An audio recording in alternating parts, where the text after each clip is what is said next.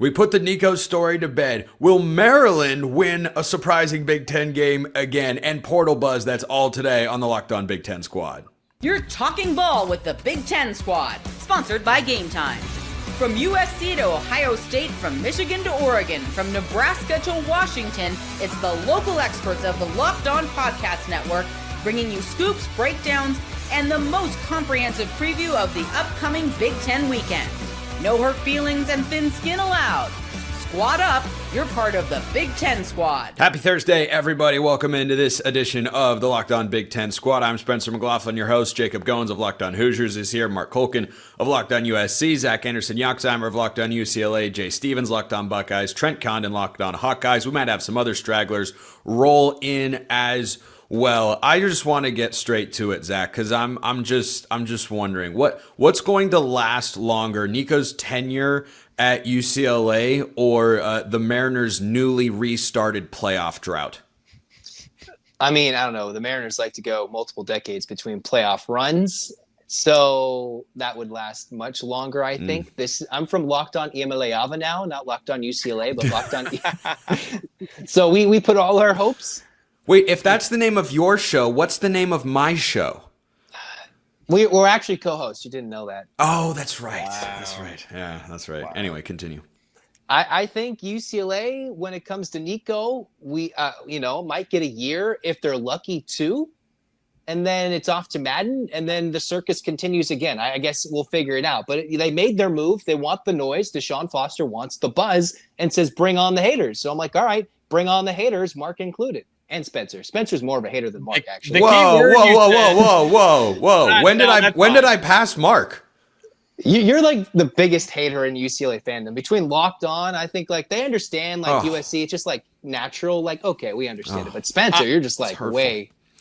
I just want to highlight the word that Zach used in there, which was circus, and I think that's the best way to describe what's been happening in UCLA and the whole Iamaleava stuff. I mean, it's a joke, right? I mean, it's embarrassing for college football, not for you, Zach, in general, but just for college football. The fact that this is where we are, we're having to discuss this with two brothers now, like circus. Good word. I like that. Mark, do you hear all these hurtful accusations being lobbed at us here to begin the squad this week? I'm incredibly offended. I'm a very sensitive guy. I just want to set the record straight. I don't hate UCLA. I pity UCLA. Why is that worse? At least he's honest. He's honest. Yeah, I mean, look, Zach, I didn't always feel the way I do now about the Bruins. I just don't like places that have potential that should be better than they are and just don't care as much as they should. Is that because Chip Kelly came and left? Is that where your Oregon hatred or no? By the way, no. First of all, I don't know what this Oregon hatred is. I am Spencer McLaughlin, neutral arbiter of college football. Yes. Let's get that. Except Locked On UCLA hater. Let's get that very quick. That might be the new title of my show. What it's down to is Oregon has an envy of everything LA. So you and I can hold up our not the football players. They're mostly going up north. Well, not anymore. Here we go. Here we go again. They tend to make a stop elsewhere and then go to UCLA. That's true. That's the UCLA way. I would just like to point out for the Bruins fans out there who have very hurtfully labeled me a UCLA hater, I picked them to go 10-2, a feat they haven't accomplished since 2014 in DTR's final year. They went 9-3, but still. I like when they care. I just haven't gotten the sense they do. I think Deshaun Foster could be good. We'll just have to wait and see. But Jay Stevens, Locked On Buckeyes, you've got a 50,000-foot. I actually don't know what the mileage is from Columbus to Los Angeles. It's many thousands of miles. Maybe not 50. That might be a bit. Might be a stretch. Might be a little far. What's your 5,000 mile view? I'm glad that's not happening at Ohio State. Keep that mess out there in Southern California or in Knoxville. That is nothing that Ryan Day nor the Buckeyes want to be a part of. The fiasco, the way that he even got to Tennessee, Nico, that is, was a little weird. We all knew there was stuff going on, but then now to leave over this and this moment and having his brother be tied to it, it's just a mess. And UCLA can be a good football program. The talent's right there in Southern California. I don't think this is the way for them to get back to being a respected program to try to pull off this stunt. Yeah, I do think there's kind of a Colorado angle to this, which is not necessarily a bad thing. I know in Mark's view it might be, but I don't think that it's the worst thing in the world because you talked about it earlier, Zach, like attention or excitement, interest, intrigue in UCLA has been lacking. It's felt flat for a lot of different reasons. It's felt flat. You can't say UCLA football's flat now. Who doesn't want to watch them week 1 against Utah? That's must watch TV, right? I mean, well, our Big Ten Jay brethren- said no. Jay said no. Look at this fake college football fan down here. It's just pooping on the whole idea. I don't care. I won't watch it. I don't care. I just don't believe that. I just don't believe you won't tune into at least one UCLA game in the first 3 weeks of the season just to see how it plays out. Here's what He said week 1. I may watch the first 3 weeks just to try to fill some space in my day, but I don't care Space in about his watching day. UCLA play football. Did you know that week 1 is part of weeks 1 to 3? Yes. Okay, just making sure because you said you won't tune in week 1, but you'll tune in the first 3 weeks. I said I might. Will I watch UCLA football? Like that matchup is not going to be one where it's like, yes, I have to make an appointment to watch it. I may stumble upon a game just to do it, but I'm not going to say, oh, UCLA's playing Utah or somebody in the first 3 weeks. I got to watch them play. I don't care. I wasn't the biggest Nico fan before this, and this move kind of actually turns me off from watching him because I don't like stuff like this. Like the whole Colorado thing getting attention. They got attention, but they weren't good in year 1. They weren't really that good at all. But the Colorado State game year 1 was pretty epic. Epic. It was. And the Epic. TCU Epic game. stuff. But then after that, it was garbage. Yeah. Yeah, then they lost their first game of the year, and it all went downhill after that. But Trent, I want your thoughts here. Are you looking at UCLA as a non-Bruin fan as I want to see how this plays out? I'm certainly intrigued by it. I think there's a lot of excitement that is behind it. And if you remember, we got the coming out party of Nico. That was that bowl game 2 years ago where he was thrust into the lineup. They had guys opting out. Joe Milton was moving on, and they put Nico in there, and he was outstanding against a very good Iowa defense.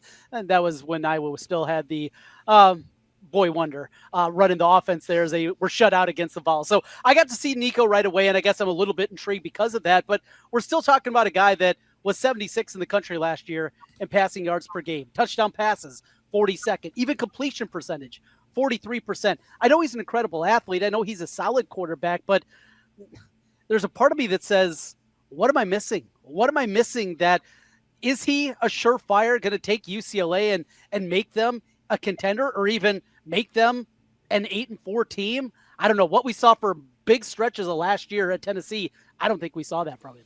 We did see from big stretches from UCLA last year. Their offense was woeful under Ethan Garbers and Eric Bieniemy, mainly Eric Bieniemy. So anything should be much better. The hype under Nico is there, and we'll just see how it plays out. Obviously, I wanted to stay away from the circus. I've been on the record saying that, but he's here. There's the intangibles, and I think regardless of how bad Nico's numbers are, whether you want to put it in a positive light, a negative light, it is an upgrade from what UCLA had a year ago and from what they had right now in Joey Aguilar before he transferred to Tennessee. By the way, Zach, I have not forgotten and will not forget. Other people are not aware of this, but there is a one-sided wager between myself and the UCLA fans that if UCLA with Nico at quarterback, if he's the reason they go out and win 8 games this year, you said 7. You went 7. You said 7. No, didn't I say over 7? I thought you said 7. We might have to go back and double check the record. Basically, I think you're right. If they win 7 or more games, then I have to spend my own money to buy a Nico jersey at UCLA and wear it on my show. And I look forward to not spending that money, Zach, because as you said, I mean, they weren't a quarterback away last year. A quarterback could have helped, so I'll give you that, but wasn't a quarterback away. When we come back, because there's still much to get to today on the good old Locked On Big Ten squad, is there a dangerous team at the bottom of the league? It's everybody's favorite discussion. And yeah, good. After the greatest toss to break that we've ever had in the history of the Squad Show, you should know this episode is brought to you by our friends at FanDuel. The NBA playoffs are here, and FanDuel is giving new customers an incredible way to get in on the action. Right now, when you join FanDuel and place your first $5 bet, you'll get $250 in bonus bets if your bet wins. We're actually about to talk about something FanDuel provides. Win totals, which is a phenomenal discussion because they put this little 0.5 after the win total. So you have to pick whether it goes over or under. And everyone likes to look at the low win total teams and think they're all going to stink. Arizona State's was 4.5 last year. They won the Big 12. Is that brewing in the Big 10 we're about to discuss? But anything else you'd want to bet for college football, FanDuel has got you covered. You've got national championship odds. You've got Heisman odds. You got Big 10 championship odds. It is all over there, so make sure you go and check them out. Don't miss out. Head to FanDuel.com. Claim your $250 in bonus bets today. Check them out at FanDuel.com. Nice work back there, Brandon. That was a nice adjustment. Clean. So Maryland, right? Yeah. Oh, and Goins just slides right in. Yeah. Oh, and there he goes. Boy, Brandon abusing his power behind the scene as the director. So, Mark, I want to start with you on the idea of Maryland going over their win total of 4.5 because I don't know if everybody else remembers, but they only won one Big Ten game last year. Do you remember that game, Mark? I'm just asking randomly because you happen to be right next to me now. No other reason. There's no other reason. I was actually going to bring this up. Trivial note. Name the team in the big conference that has a winning record against USC. All time? Name the one team in the big conference that actually has a winning record against USC. It must be Maryland because wasn't last year their first meeting? Yeah. Oh, look at that. Look at that. 1-0, undefeated. LeVar Ball of the Big Ten. Never lost. Maryland has a higher status than UCLA, than Oregon, than Ohio State, than Michigan. They are undefeated against USC. In that very narrow, specifically tailored to the Terrapins category, yes, Mark, you're absolutely positively correct. But good news for USC. They don't have to deal with Maryland this year on the schedule. Loss, right? So I was looking at their schedule, and I don't see how they shouldn't win 5 games. I mean, it's not a difficult schedule. It's really not. But I don't know who the quarterback is. I don't know who their star on defense is. They are literally like a no-name team. I know Billy Edwards left. So what is Maryland? Who is Maryland? What's a terrapin? Fear the turtle. So it's a turtle. 5 wins.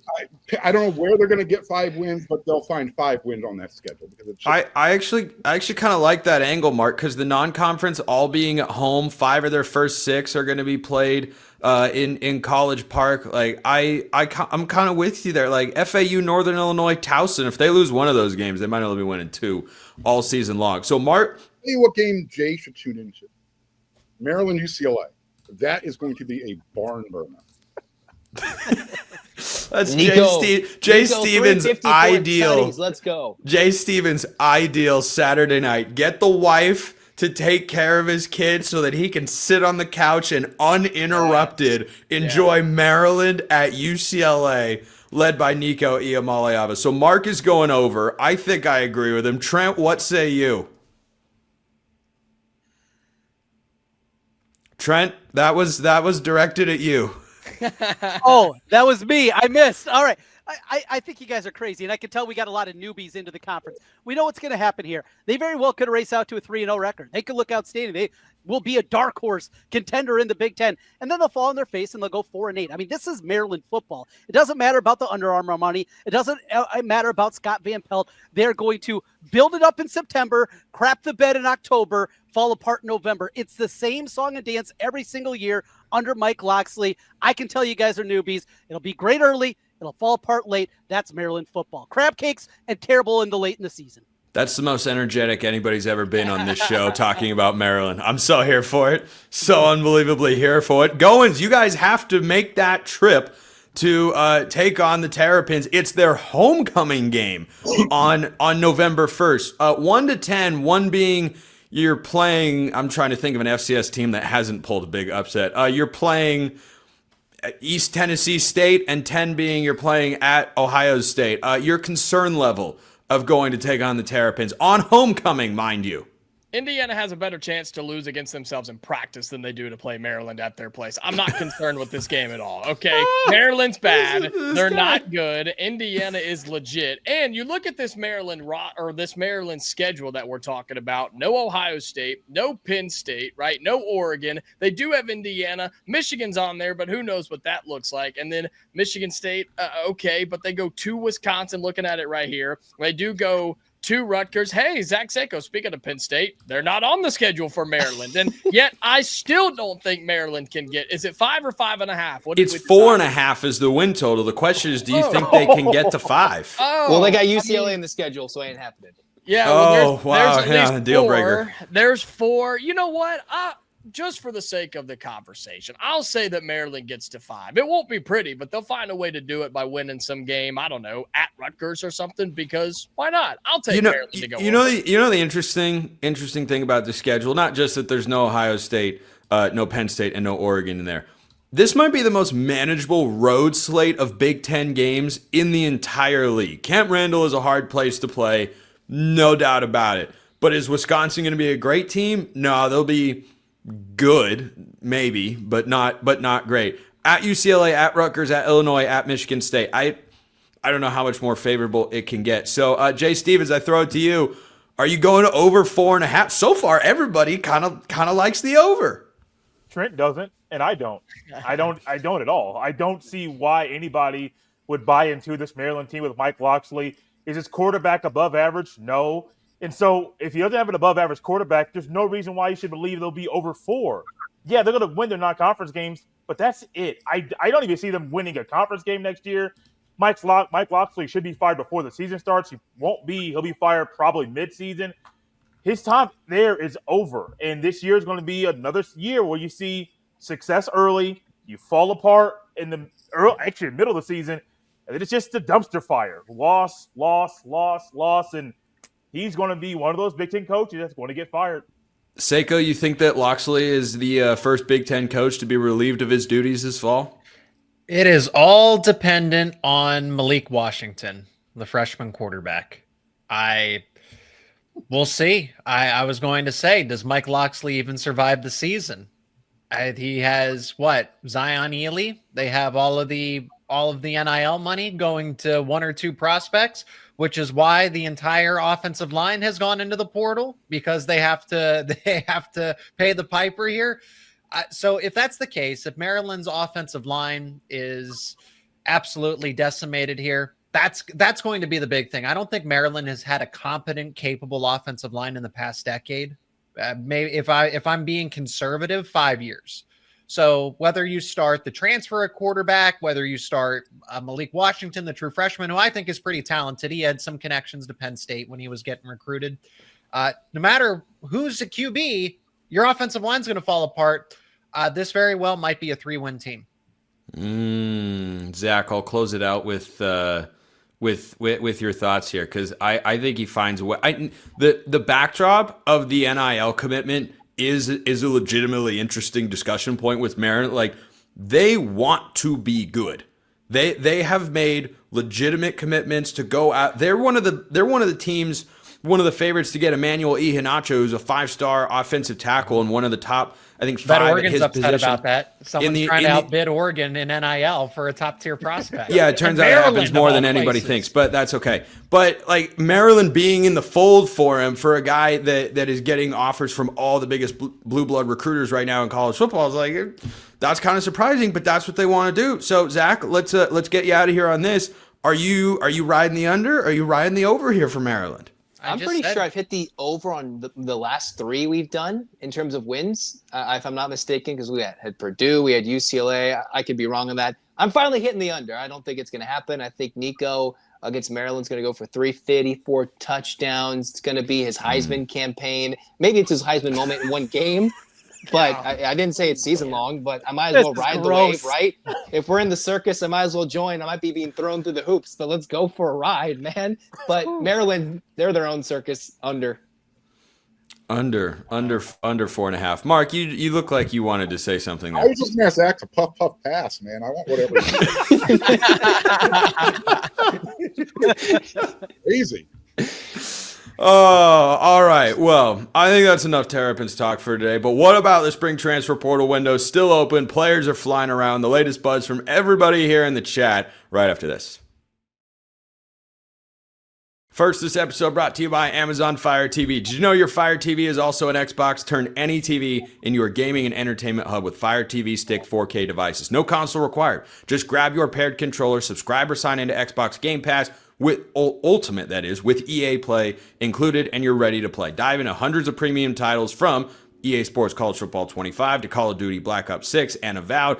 As easily as you stream your favorite shows, it's gaming made simple, and it's all on your Fire TV. With Wi-Fi 6/6E and auto low latency mode advanced technology, Fire TV Stick 4K delivers smoother, more responsive gameplay with lightning fast speeds you need to stay competitive. Head to Amazon.com/Fire TV Locked On to get started. Xbox Game Pass Ultimate subscription and compatible controller required. Available on select devices including Fire TV Stick 4K 2nd generation, Fire TV Stick 4K Max 1st and 2nd generation, and Fire TV Cube 3rd generation. Get your all-in-one gaming console and entertainment with Amazon Fire TV Stick. Check them out today. Spring portal buzz, USC. We'll start there because the recruiting news just keeps cycling in for the Trojans. They got crystal balled to get Ryder Lyons, one of the top quarterbacks in the class of 2026. But with the spring transfer portal, Mark, did USC do most of its work having guys leave and enter in the winter portal, or do you think they might make a move in the next week? You know, I think USC might actually be done with the transfer portal. They got their depth piece at linebacker with Tamir Robinson. They brought in. You're welcome. I said depth piece. I didn't say starter. Damn. They needed somebody. They needed some linebacker help.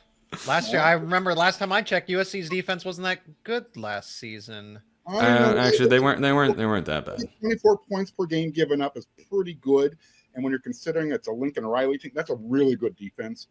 So, Zach, it took you over time. USC, where they historically strive for pretty good, right? Pretty good.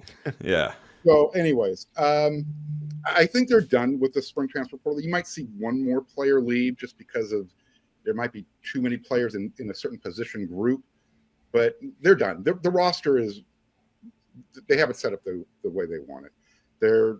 They got, like you mentioned, they got a crystal ball for Ryder Lyons. That's leaving Oregon with no quarterbacks in their class so far. Maybe they. Well, yeah, I mean they still don't have one. They're waiting on the number one quarterback in the class, Jared Curtis, who commits on May 5th. I heard that from an Oregon friend of mine, by the way. Anyways, so yeah, I think USC's done with the portal. They've been loading up. They did most of their damage in the winter one back in December. They pulled in a couple of defensive linemen. They're good. Everybody else is trying to play catch up now. Trent, the latest from Iowa Hawkeye land. So we're able to go out and get what we hope is an offensive tackle that USC was also after in Bryce George. D2 kid from Ferris State, won a couple national championships there. The question is obviously making that jump. We've seen some guys that can, go in there and be a left tackle. Other people believe he's more of a guard prospect, so that'll be the question mark there. But they needed help on the offensive line. They returned 3 starters, but we're hoping to develop a little bit more. So getting Georgia was a big one. And they're also looking at cornerback. That is going to be the big thing for Iowa. A very down year last year at the quarterback spot for Iowa, something that Phil Parker, the award winner 2 years ago for assistant coach of the year in college football, it just very Iowa-like what they gave up a season ago. So that's what they're still looking. They tried to do it last spring and summer, looking for a cornerback, never could find that guy. They're going through that same process right now. And in true Iowa fashion, we got a transfer portal long snapper. How about that? Yeah! That's what I'm talking about right there. It's good to see Iowa's aware that the offensive side of the ball exists, Trent. But just to be clear, you were saying cornerback, like defensive back, right? Cornerback. Yes, we have a national champion quarterback in Mark Gronowski.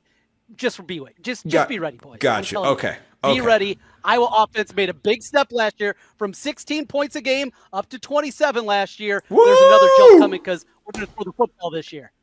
Barn burn. I don't know what's better. Trent celebrating 27 points a game on offense or Mark celebrating 24 points a game on defense. I don't know which one is more revolutionary for the sport. I mean, to be fair, imagine saying those numbers like 3 years ago. Those fan bases would have been over the moon. Over the moon, and they might have met in the national championship game. Who knows? Who knows? They would have been a part of different conferences then. Anyway, so Seiko, I have seen the rumor, speculation, call it whatever you like, that Penn State could be a potential landing spot for Trevor Pena, the Syracuse wide receiver transfer, who, according to his head coach, Fran Brown, was asking for about $2 million a year, to which Fran Brown said, "You're not Jeremiah Smith." Yes, that's essentially what the quote was. You can go and look it up. So, I mean, if I were Penn State, I'd be down. I don't know about for $2 million a year, though, since Jim Knowles has got all the money, right? Yeah, they've certainly allocated their resources. So similar things transpired from what I had heard, that Trevor Pena made the same pitch that he tried to make at Syracuse to Penn State.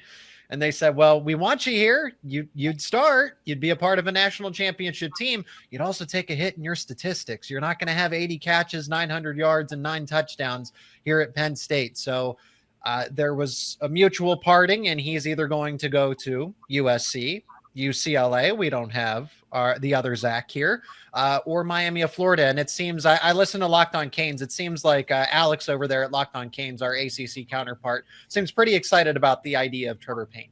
Yeah, I mean, really talented guy. I wonder if Miami's ponying up $2 million, because, Jay, there's only one receiver in college football who, on the surface, is worth $2 million or more. Right? I mean, frankly, I'd probably...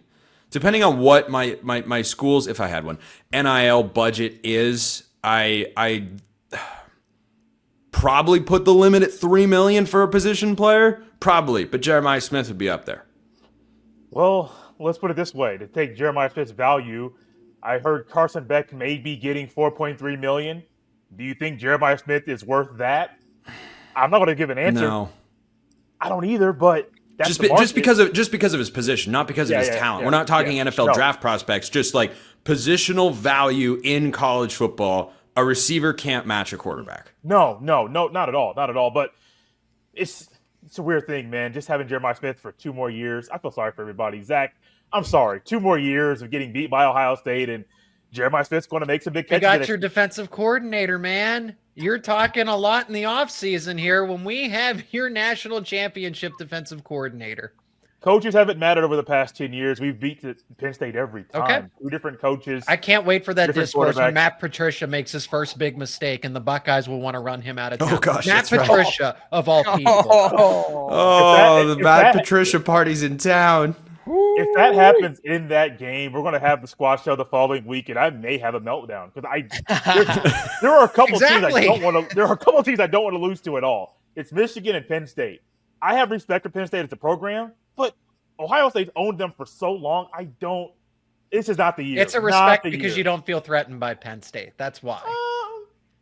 You can say that. We can be honest about it. You can say that. That's just the general standard. You say you have respect for somebody when you don't fear them. I'd be worried. That Texas game is probably the one that you're going to, right out of the gate, you're going to be up in arms about Matt Patricia. No, because I already expect Ohio State to lose that game anyway. I've been on the record probably here once, and new starting quarterback in that game and all their moving parts and losing 8 guys on defense to the NFL. I don't think Ohio State's going to be good. Don't get me wrong. But I've been saying that game's going to be a loss from the get-go. And I don't know if I'll change that even the week of the game, just because I think Texas has the goods to win that one. Come up to the north and walk away with the win. Yeah. By the way, speaking of talking all offseason, not doing a lot during the season, Jacob Goins, Locked On Hoosiers. You can have the final. That was a terrible transition. The final point today. That was terrible. Their conversation went back and forth longer than I wanted to, but once I'd committed to that thought in my head, I knew I was bringing out just for you, Jacob. But you circled all the way back. I did. Circles are a very equitable way to eat dinner. So there's nothing wrong with that. Well, it's because there's no head of the table, Mark. Have you ever heard that before? That's why you have a circular table, so there's no head of the table. Yeah, I know. It's a weird. I don't know why it pops in my head. Anyway, Goins, Portal. Anything every day. Anything Indiana needs in your view?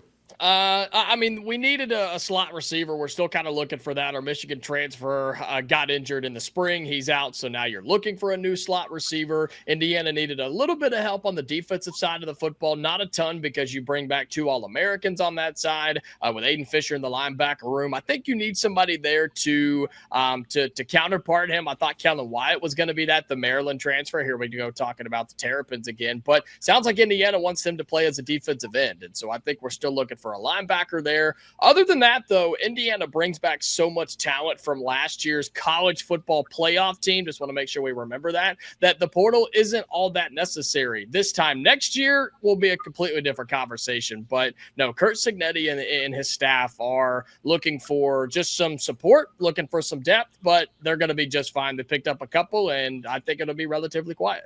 Optimism and reasoned discourse. That's not the best way to end the Big Ten squad this week, but it's how we're going to end up winding it down. Mark Colkin locked up USC. I didn't say that right, but you know what I'm saying. Trent Condon of Locked On Hawkeyes. Dear Lord, I just have to get through this. God, this guy's the host. He's Locked the Lions. Jacob Goins Locked On Hoosiers. Jay Stevens Locked On Buckeyes.